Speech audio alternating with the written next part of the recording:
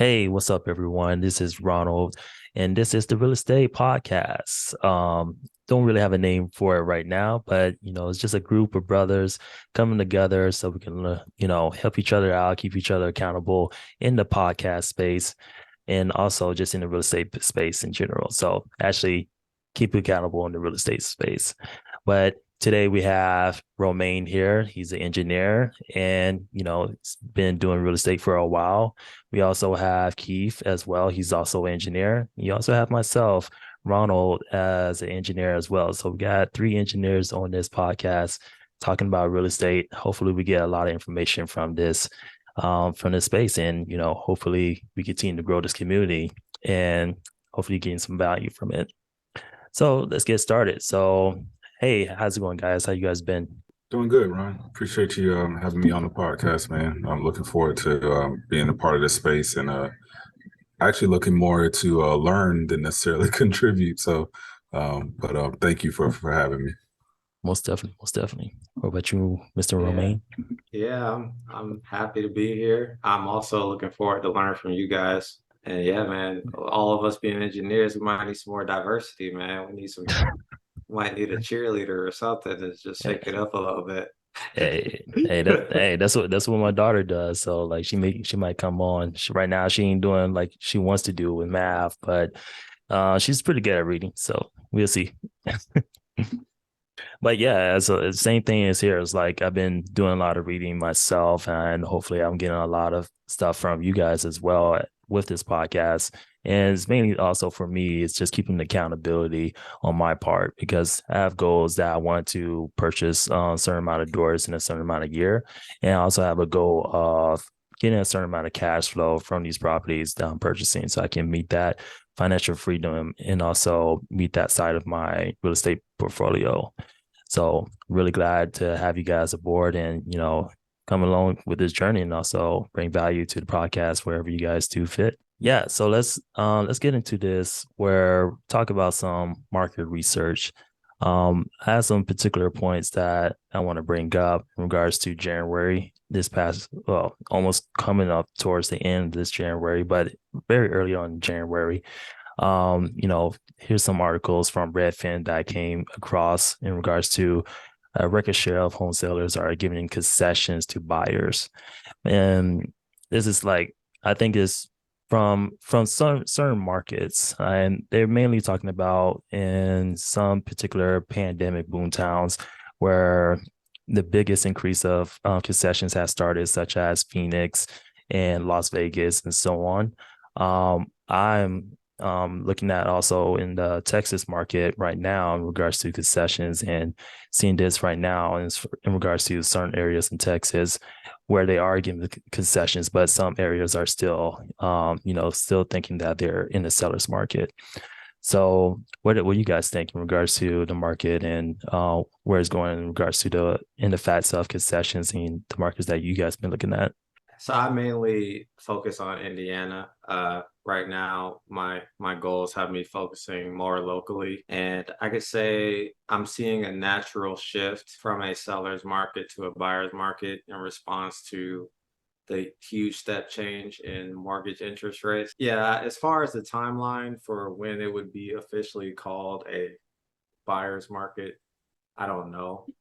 But generally, the way I feel, there's always a good time to buy. It's just it depends on like making the most out of each deal that you come across. In 2021, when I purchased a property where people were at paying 20, 30K over asking, like even before there was a counter offer from the seller. But I think in these days you're starting to see the average time on market starting to increase, so there's less of that happening, in at least in the Indiana area. Most definitely. Yeah, yeah. And from your point as well, is that is there's one particular real estate um person. He was on the Earn Your Leisure podcast and he was talking about how real estate is like kind of like a 24-hour like timeline.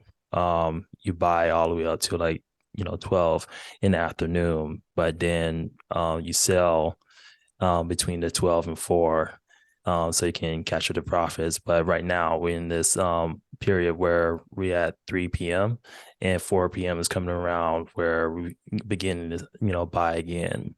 And to your point as well is that that switch that we're going from a seller's market to a buyer's market is very prevalent now, and we're starting to see things such as mortgage buy downs and in regards to interest rates and stuff. And that's what I've seen here in Texas. So that's really interesting. So, last time I checked, the mortgage rate on average was like 6%. Some of these home builders are actually buying down 2% from that 6%. So it's a really big concession there. So really huge savings from an interest rate standpoint.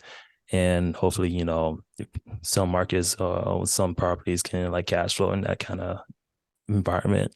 Yeah, I agree with both of you guys. And I guess for me in particular, to what markets I'm looking at. I mean, obviously I'm in Texas, right outside of Austin, and so I know for me is I try to focus on where the businesses are flowing, in regards to new businesses being started or add-ons or new job opportunities in certain markets and areas. And so typically, if you follow that, you're going to see the opportunities for real estate to come into play. Texas alone, we saw a big spike in Austin over the last, I would say, 3 to 5 years. Tesla, Samsung, Apple's building a new facility as well. So, I mean, it's naturally with the higher influx of individuals flowing into the state, the opportunities to have real estate with actual tenants, inside the on the property is very high. Just did a quick search to kind of see what other cities in Texas that are starting to grow. Dallas Fort Worth is another area where you're starting to see an influx of folks move into. New businesses are popping up, or again expansions occurring, and so that's always kind of been my motive. Because I mean, don't get me wrong, like to Romaine's point, there's always an opportunity to be able to buy. Again, like I'm also big on the interest rates, right? Like, I mean, maybe I'm just spoiled, from the '08 crash. I think I purchased my first property around 2012, which was on the kind of the upward trend, or maybe it was still on the downward, but nevertheless, I took advantage of those opportunities where we had an influx of short sales and foreclosures. And so, we're not living in those times right now. So, you got to be a lot more savvy about what properties you choose. But, the interest rates back then, right, were stupid low. And so, I think that's definitely affecting the market as well. I think, it varies from city to city. I can tell you right now, Austin, in my opinion, is still in a seller's market. And when I'm talking Austin, I mean like mainly Travis County. Once you start to get into the cities, maybe like Buda, San Marcos, but even then, those cities are starting to have a influx, and you're starting to see a lot of properties appreciate in value. But yeah, man. But to me, if you follow the dollar in regards to folks like who's building a new facility for expansion, what kind of jobs are coming into that market, I think you can look for those opportunities for real estate investing, and be able to find a lot of qualified tenants to fill those properties. Most definitely. Yeah, no, exactly. And that's really great, because it kind of like goes into the to this next segment of like markets research in regards to pending sales drop. And because like the new things are coming in and new businesses are coming in, I mean, you would think that, all right, there will be more of a demand in the particular market now, because new jobs and new things are coming up. I've seen some things in regards to sales prices dropping and cut drastically around Austin area, not in Austin per se. I haven't really checked in Austin because I already know it's still in that seller's market, as you mentioned before. But a little bit outside of Austin, like New Braunfels, San Antonio and stuff like that, there's definitely been some cuts there for sure. Given that, sales dropped to the lowest level since 2015, according to Redfin. And how can we we look past that and still see something for us, like as far as investors, and how can we like take advantage of that? Yeah, I want to be respectful to all those who do this research into the uh, the ebbs and flows of sellers, buyers. But dude, like every property should be evaluated to its own merit. And even if you buy something at a higher interest rate today, you could just refinance it when the rates go back down. Because what happens is if the rates are really high, yes, eventually it'll become more of a buyer's market where you have more negotiating power, more ability to see more of a selection because properties aren't getting taken up like hotcakes.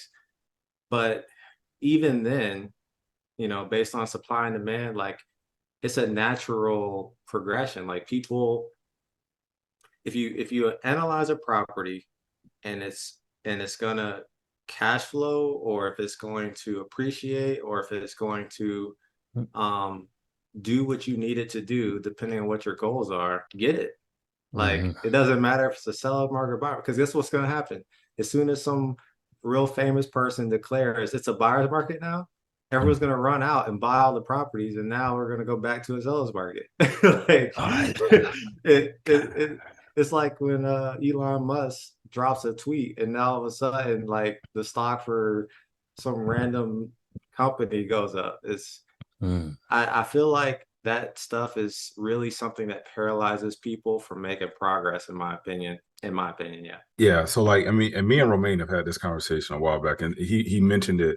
What are your goals, right? Because I know, at least for me, when I look at, I almost treat real estate like stocks, and I know that sounds terrible, but I look at it from an appreciation standpoint, right? And so we all know when you're trying to invest, what you want to buy low, sell high, right? And so for me, the market swings are a key factor for me, because if I'm buying when it's high, and then I know that a potential market crash is coming, then I have to be able to eat that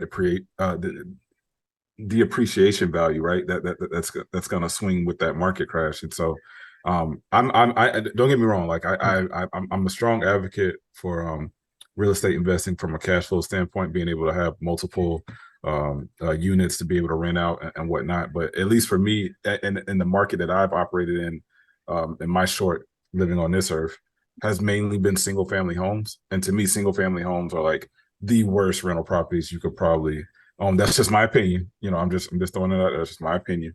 No. But never because they're heavily affected by market swings, right? All the investors with SFRs just got offended. I'm sure they did. I'm sure they did, right?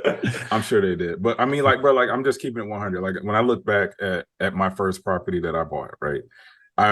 Again, end of the '08 crash, swinging up around 2012, I bought it for 160, right?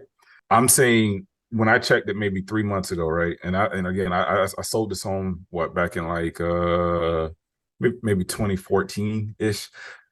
The house the Zillow's appreciation value said that it was around 460. So I'm like, okay, it went from 160 to 460, right? And instantly, I had a pit in my stomach drop.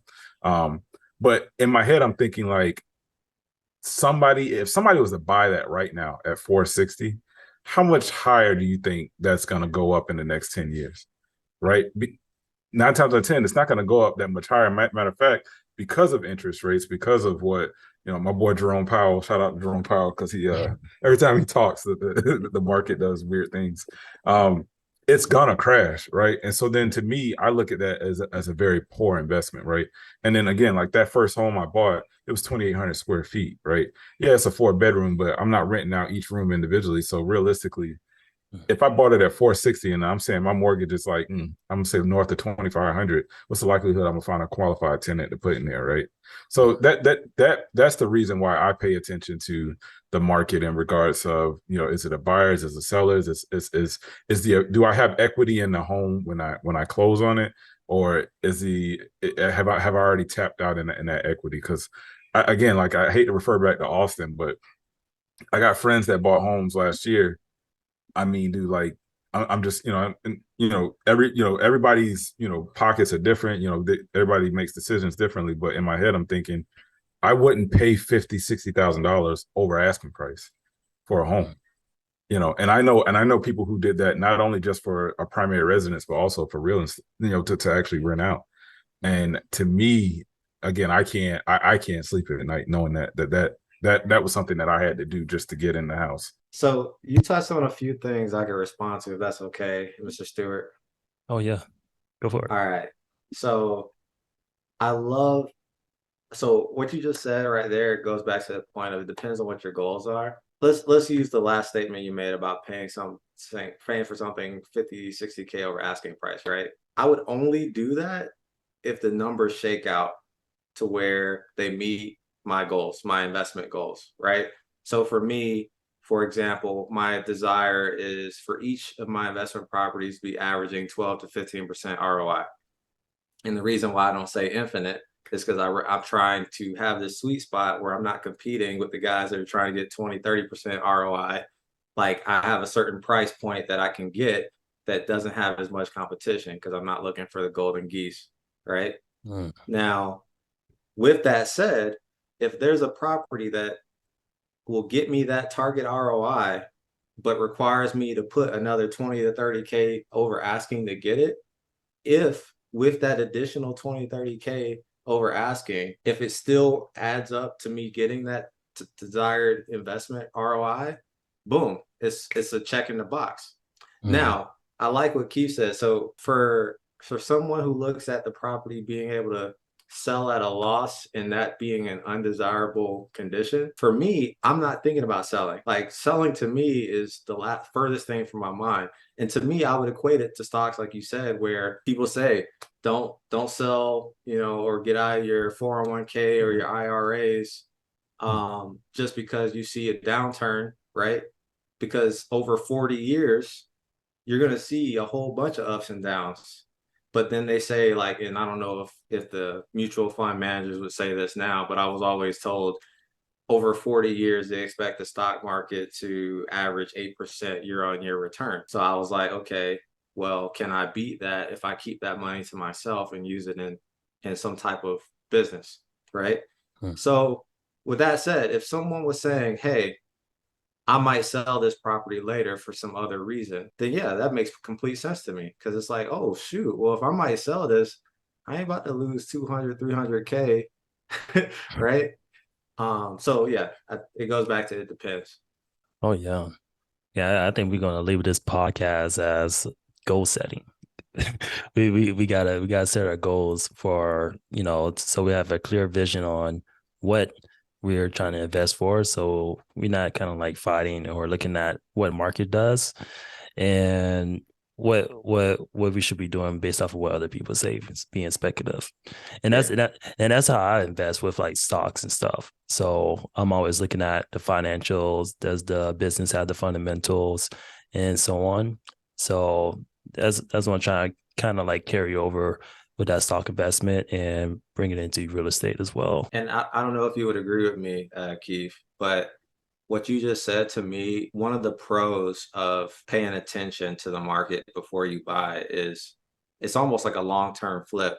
Like you buy a property and you might keep it if it's cash flowing, but for sure that, or you have high confidence that you'll be able to sell it later and maybe double, triple what you put into it. Whereas with my strategy, there's a good chance that economic downturn happens and I can't get rid of property if I wanted to. So I got to be really ready to hold on to that and have the money in the bank to still be able to keep food on the table if that happens. But see, the benefit from your end is that you don't care about the market, right? And it also depends on what properties you buy. So if you're buying units, right, whether that be duplexes, condos, townhomes, whatever the case may be, you don't care, right? All you care about is that comp ratio of what you can bring in from the rent from the tenant. Even in a market crash, people got to rent. You feel me? So like it don't even matter. Yeah. For somebody like me, I mean, I don't know. And again, this is shout out to anybody that listens to this. I am not an expert. I'm gonna tell you right now, like you're talking to a complete novice when it comes to real estate investing. But nevertheless, like my whole thing is I want a tenant to be in whatever property I own, but I don't in my opinion, it's just me.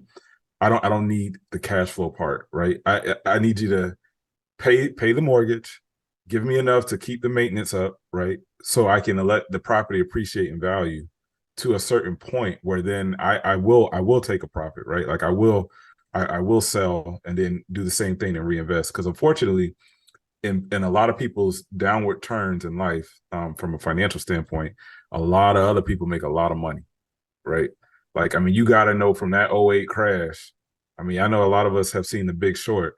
There was some people that made a lot of money in that time frame. And let's just be honest, like when people were losing homes, if you went and bought those homes and you still kept them to up until this point, you made a lot of money. So it's pros and cons to both avenues. I think at least though, you know, the main benefit I see it from Romaine's point is that as you acquire units and you do have a nice cash flow coming in from each unit, you have the potential, in my opinion, to replace an earned income, right?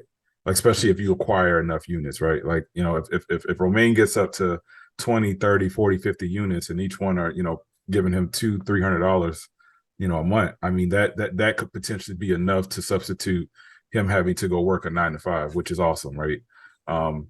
I think for me, unfortunately, you know, and I almost said something I was going to regret. I know a big part of this is, you know, setting up long-term gain and having that life-changing wealth, you know, to come into our families. And so, you know, I expect that all of our children will be balling by the time they're like, you know, 18, 20, 21, because this is the type of knowledge and information we're going to pass on along with the with the real estate. So, but yeah. I'm gonna be balling. I don't know about them. Yeah, that's my point on it. but you brought up a really great point in regards to like there are different ways how real estate can like pay you, because there's people think it's just cash flow, and cash flow is like the end all of everything with some properties, but it's also the debt pay down. And it's also the appreciation of the property if it appreciates in that market. There's people saying that, you know, the market might not appreciate, but some areas appreciate more than others, and so on and so on. But yeah, those are like the three things. It's like cash flow, appreciation, debt pay down, so you can build in equity that you can possibly even take out that and do a refinance and put that into another property. And that's why I'm kind of like what my strategy is. For the most part, I'm in the live and flip type of strategy. So the next property that I'm looking into is I'm actually going to live there either a year or two. So like I'm coming up on that year mark with the current property that I'm in. I can get cash flow, a decent amount of cash flow for it, and, you know, move to a different place.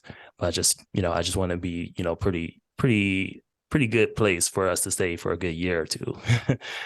But So, to oh, sorry, go ahead, man. oh, I was just gonna I wanted to make a slight distinction for those who are taking note. So those three paths of increasing your net worth that Ronald just mentioned, the debt payoff, from a tenant paying down the mortgage for you, the cash flow if the rent that you're taking in eclipses the mortgage that you have to pay off, and the operating expenses to hold the property, including tax. And then the third one being appreciation, which I think last time I checked, nationwide over the long term, the expected appreciation for a property is 4% year on year. But if Yep. you add that 4% plus cash flow plus debt pay down, that's a lot of good return on investment. But all of those three together are just for buy and holds.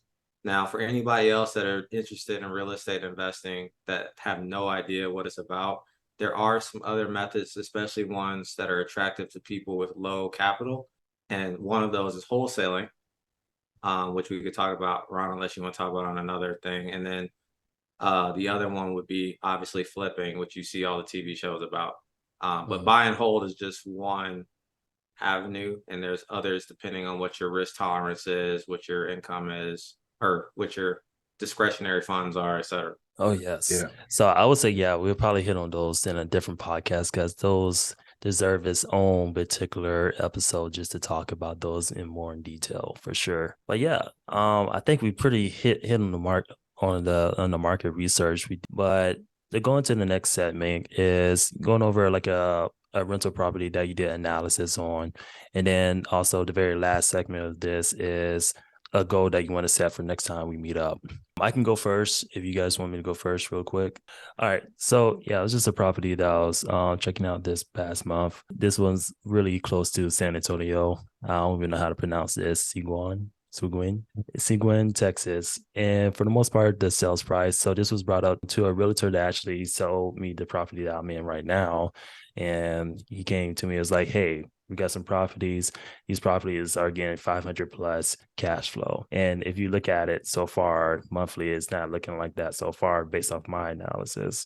But he had some assumptions when he was doing his analysis and stuff, such as he wasn't taking consideration of capital expenditures. But let me kind of break this down a little bit. So the sales price of this property is $257,000 and $500. For the most part, I did a medium cost of the rent, and I was using RentCast as my rent analysis for the particular area. And this was $19.90 a month for this property in the area. It can go as high as like 2,100 if you have some really good amenities there or some particular good features. It can go as low as like 1,800. So that was just some things I got from the medium rental. So I was just being very conservative with my numbers. Property taxes for this is roughly around $4,000 a year. And then we had some repairs and assumptions. So I always put my repairs roughly around like 60. But I think I added an additional 33 for HOA because I don't have a particular element for HOA. So I just added HOA in my repairs and maintenance. So that's 30 plus the 60 of repairs that I'm estimating per year. Then I also have my insurance for this property roughly around $1,000 a year. And then I did the mortgage for this amount as well. And because they had an incentive for 4%, I was taking my roughly around down payment for this property is around $18,000. So my mortgage payment would have came out roughly around $1,143 a month. Wait, with what down payment? My down payment estimated with the closing costs and everything, it's going to be roughly around 18,000. No, like what the percentage? Oh, percentage? Yeah, can't remember that number, but it's roughly around like 6% because because you're going to be living in it. Exactly.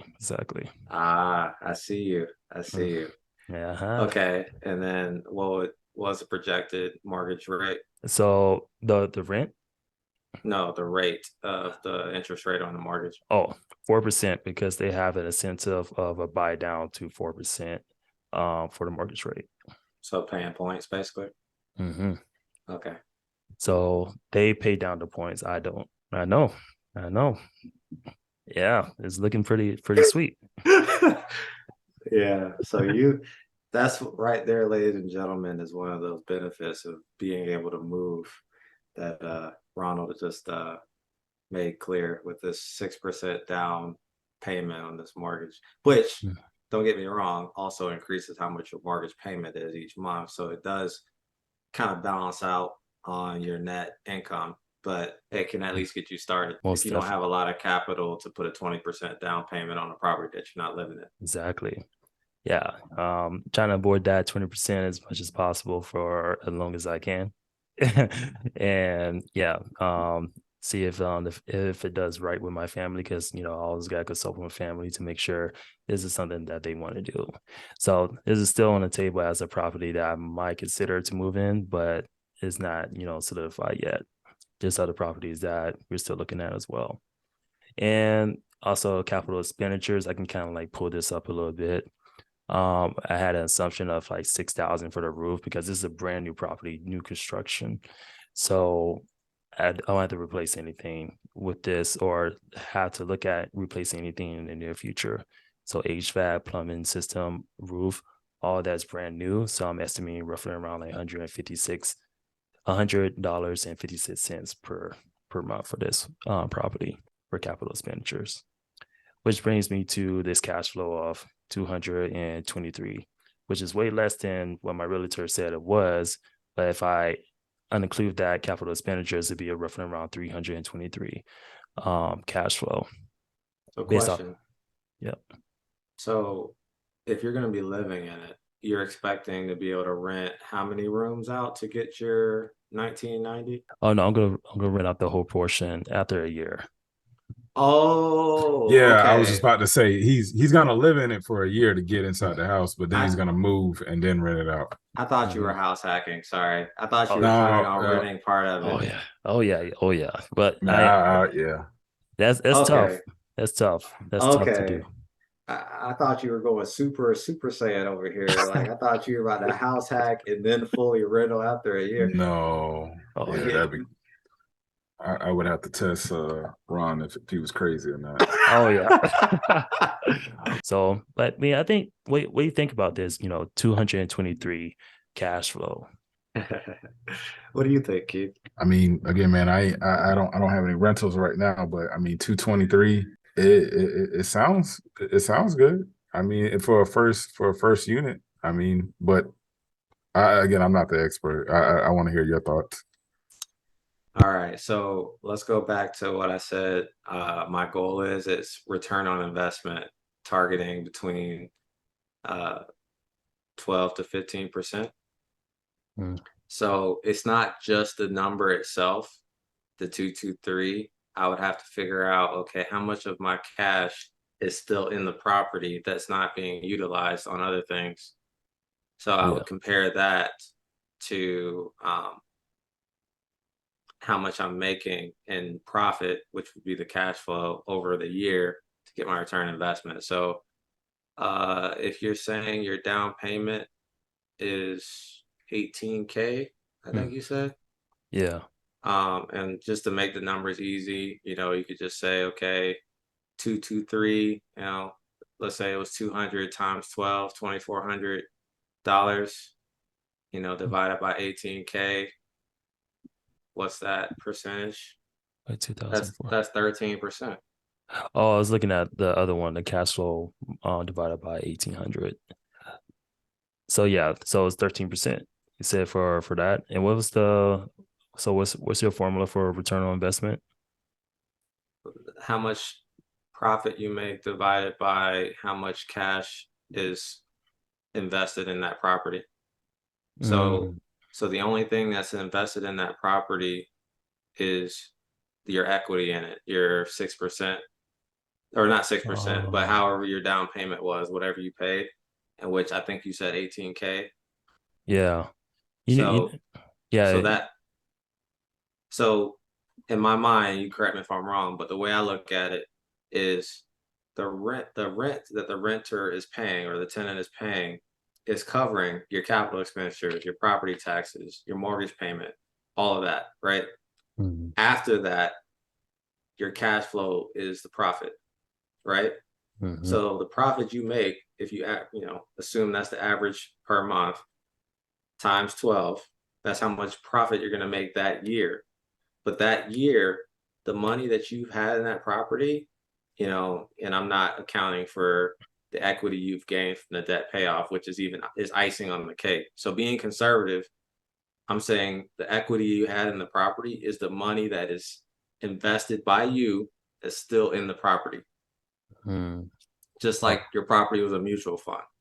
exactly. Yeah. So you divide your profit divided by your money invested, your return on investment, 13.3%. To me, that's good. Yeah, I think we definitely will get more into that as this podcast continues on. And yeah, but let's go into the next segment. If we finish with that particular piece, we can go back and circle back to all these deals that we analyze and see who got the best deal and who will get the best deal. Let's see. Let's go for it. Romaine. All right, sweet. So I'm gonna go ahead and just search for a small multifamily since you went ahead and did a single family residential. So I'll go ahead and go on Zillow. I'll just do general Indianapolis area. Say multifamily, apply. I'll say price, let's say maximum 150. Cut down. Okay, so let's go with this Hopefully, one. hopefully As you a didn't buy up this house that I was looking at. all right, this one has a decent thumbnail. Let's see what this looks like. Uh, looks like recently renovated. Um, don't miss out on this great opportunity for a turnkey duplex. Its current unit, okay, one unit offers one bed, one bath, and is currently rented at $680. Their lease ends in July. The other unit is a 2-bed, 1 bath, and is move-in ready. Okay, so let's assume that I could get it for this price and I could rent it for twice 680 since they already have an existing tenant paying that. And let's say I rented the other side for the same amount. So what I would do, I'll kind of cheat a little bit and use a spreadsheet that I've already made uh, where I analyze properties. Can y'all see my screen? Yes. Okay, so for this one, we'll zoom in a little bit so you can see better. Okay, so, and this was very useful because like my wife would help me analyze properties quicker by just plugging in data into the spreadsheet so we could kind of divide and conquer. We've kind of gotten away from that in a while because we're currently at a moment of taking a break, but my plan this year is to get 3. All right, so let's estimate that it costs $5,000 to get it rent ready. Let's say there's problems with it. Say closing costs $3K, inspection $250. So my total out of pocket would be these columns added together. So 158, 350. ARV, let's say it's worth what they're actually selling it for, just for the sake of the analysis. So the reason why ARV is important is that's going to be what the bank uses to determine how much they're going to lend me. So let's say loan to value, let's say it's going to be 0.8. So my mortgage loan is 120. The rent I said was 2 times 680. So all right, so if I can get the rent at 1360, my mortgage loan is 80% of the ARV, so my mortgage loan is 120. Let's say the mortgage interest rate. I think the last time I talked to my lender, he was saying like the general investment property interest rate, which would probably be higher than what you did for your analysis because you're actually going to live in it first. Let's say the interest rate 7.5. Now you might ask, what is that after refi? So this would be if I try to pull the money out of it. Let's see, K2 minus 5.2. So this is only applicable if I think that if I think I can do a BRRRR, buy, rehab, rent, refinance, repeat, where I think I could net positive by doing a cash out refinance. In this case, I'm not buying it cash, I'm buying it with a mortgage loan. So this column is kind of not necessary. I use the built-in Excel formula to determine what the monthly mortgage payment would be with a 7.5% interest rate and a 120K loan over 30 years. So that 360 months there. So here I have a predicted monthly cash flow of negative 159. So the way I got that is I used what I call the 50% rule. I noticed in your analysis, you had like the 1% rule. For those who don't know what those are, 50% rule is a good rule of thumb to help you screen through a lot of properties quickly. It's basically assuming that half the rent that you charge is going to be taken up by your operating expenses. So it does not include like your mortgage or your PITI, principal, interest, taxes, insurance. So 50% rule is, so half my rent's gone. So that means I'll have $680 left because I said the rent was going to be $1,360. And then after that, I subtract what I think my mortgage payment is going to be, which is just $839. And then what that leaves me with is a predicted cash flow of negative $159. Hmm. And then obviously you multiply that by 12. I have an annual cash flow of negative 1908 with an annual cash on cash return of negative 5%. Now, I would say I would not pursue this, obviously, because I'm not targeting a 5%, negative 5% return. Now, someone who is an appreciation buyer per se, who isn't trying to make money from just the renting itself, but they want to calculate, okay, this rate of return does not, this is cash on cash. So this is only the money that I'm getting divided by how much money is invested, but it doesn't include the benefit of debt pay down where the renter's paying on, and it doesn't include any predicted appreciation. So if I was in a different financial situation, I might say, oh, well, I'm willing to buy this anyway because I know in a few years I'll be net positive, or I might see the market go up and I can sell this property because it's going to appreciate like crazy or whatever. But because of my own personal investment goals, I would not pursue this one. Hmm. Cool. So And when you were talking about the ROI earlier, so the ROI that you were referring to is the cash on cash return ROI. yeah, Okay, cool. because I didn't include, the return on investment from the appreciation or from the debt payoff. Mm. It's just the cash that I've invested in the property, which in this case, that's the profit. P2 is the profit, which is the annual cash flow divided by M2, which is, oh, okay, I got it. Because the 38K is how much money will still be in the property. All right. So, any questions? No, I think I got it. So like that LTV, which is just essentially you're gonna have 80% of the loan put in, but you're gonna put down 20% for the purchase value of the property. Yeah. So the reason why I'm gonna have $38,000 invested of my own cash is because the total out of pocket is 158,000, Mhm. but I'm only gonna get 120K from the bank. Yeah. So 38,000 or 38,000 of my own cash will be put into the property, and I'm projecting.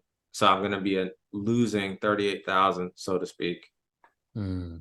and I'm only gonna be getting the 1908 now. Because you also brought up with like appreciation in the market. So like if someone was thinking that this house will appreciate in the Indiana market, do you think it'll appreciate to that value where it can come out of this negative 5% cash on cash in the future? So it would have to appreciate dramatically because remember, the rent is very rigid. There's only so much money someone will pay in rent for a certain level of quality property, right? A level, B level, C level properties, which I Mm-hmm. would say this is around low B, high C property just by looking at it, like the appearance outside. Now the inside makes it, probably look a little bit better because it was recently renovated, but it's also built in 1925. This isn't like brand spanking new creme de la creme type property. So with that said, even if the property value increased dramatically um, on paper, you have the target audience looking for this property is still has a certain income level, like lower middle class, upper lower class, etc. And if you have a rent that's too high, just because you can rent it out that much, then you'll have a lot of turnover, which will eat up all your profit and Mm-hmm. trying to clean up to get ready for the next tenant or make ready, as they say. Exactly. No, this is really good. It's really good. Thank you for going over this property. Yeah. So in this case, what makes my analysis simpler is I don't actually calculate unless if let's say if I had a predicted cash on cash return that looked nice with just using the 50% rule, then I would go to the level that you went where you actually start saying, okay, is the HVAC new? Is the roof new? How much are those going to cost? How old are they? I would go through that effort if it looked good after my first screen. Hmm. So this screen allows me to get through a lot of properties quickly. And then the ones that are promising, then they get the additional effort. Exactly. Yeah, because I would say it's been really tough for me to do the 1%, the 50% rule and I think 70% rules like with like flipping and stuff, right? If you're flipping. Yeah, basically saying that I'm trying to remember for flipping, 70% rule is the expectation that you can sell it for at least 30% more than you paid to buy it and fix it up. Mm-hmm. So So yeah, your purchase price and your rehab costs are 70% of the after repair value. yeah. And for the most part, I've used like the 1% rule on my calculator, but previously before I made that calculator, I did the 50% rule and the 1% rule. And also just in case if I was to, revive it, when I rehab it and live in it, then I will, see if it's actually going to be, making money and stuff like that in regards to that flip. I would, consider the 70% rule. But for the most part, I'm very skeptical about flipping right now. But other than that, I would talk to a lender about that because a lot of times people think they know the limitations on loan vehicles for different properties. But if you go to remember, banks want your money. So if you said, hey, I want to get into this multifamily and I want to rent out half of it, and I'm trying to meet this goal on my, return on investment or whatever, let the lending officer tell you what tools they have at their disposal to help make that happen. Because at the end of the day, they rather have your business than you move on to another bank or another lender that will give you business. So if you have good credit, they're gonna try to make it work. They're gonna be like, yo, this is what you can do. Of course, they have federal regulations they have to comply with, but there's a lot of tools at their disposal. exactly. Well, cool. I know we came in with 3, in and off with 2. The last segment of this thing, and we're gonna make it much shorter next time. I promise. I promise. We got to save some for the next one. Exactly right. So, where are your goals for next time we meet? And I think we're gonna try to do this on a monthly basis. So, what's your goals for the next time we meet? Answer some frequently asked questions about real estate, maybe for those who are trying to get started. And yeah, just keep giving people things that they're interested in, think like so that we know that we're adding value to other people. So I think that would make this a very useful and helpful podcast for many. Most definitely. And for me, one of the goals that I'm trying to set is to continue to analyze these properties and markets that I'm looking at. Still trying to hit that 20 per week. I came pretty close at the very beginning of this year, but it's just been trickling down little by little because little deals have been coming my way. So trying to increase the number of properties I can analyze.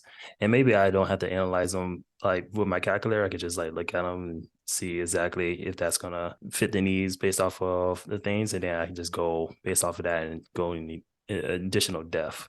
So do that screening process like you were telling me before. Yeah. Well, thank you so much, Romain. Thank you so much, Keith. He had to leave. Thank you for joining this pilot podcast. And, hopefully we can continue to keep this cadence going on every single month. All right. Thanks, Ronald. Have a good one. Thank you. You too. Bye.